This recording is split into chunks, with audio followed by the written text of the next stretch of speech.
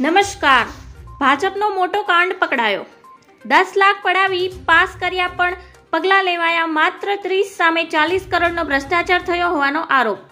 2021માં વિદ્યુત સહાયક ભરતીમાં કૌભાંડ થયું હતું. 2021માં ગુજરાતમાં 30 જેટલા સેન્ટર પર પરીક્ષા લેવામાં આવી હતી.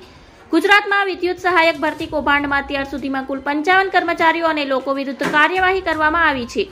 જૂન 2024માં 30 જુનિયર અસિસ્ટન્ટ ફરજ મુક્ત કર્યા છે. તેમાં 30માંથી 11 કર્મચારીઓ અને 2023માં ફરજ મુક્ત કર્યા હતા. 2024માં વધુ 19 કર્મચારીઓને સસ્પેન્ડ કર્યા છે. ઉમેદવારોને બરોબર પાસ કરાવવા માટે હાઈટેક ટેકનોલોજીનો ઉપયોગ કરીને ચોક્કસ ઉમેદવારોને વિવિધ સહકારી વિભાગોમાં નોકરી મેળવવામાં આખું કૌભાંડ રચવામાં આવ્યું હતું. રાજ્ય કક્ષાની પરીક્ષામાં ગોલમાલ થયાની ફરિયાદ હતી. ભરતીમાં ₹10 થી 15 લાખનો વહીવટ કરવામાં આવ્યો હતો. દિલીપ પટેલ 45 સગા સંબંધીઓને નોકરીએ લગાડ્યા છે તેવો આક્ષેપ કર્યો છે તથા ખોટી રીતે ભરતી થયેલા હાલ ફરજ પર છે અને તેવું પણ જણાવ્યું છે.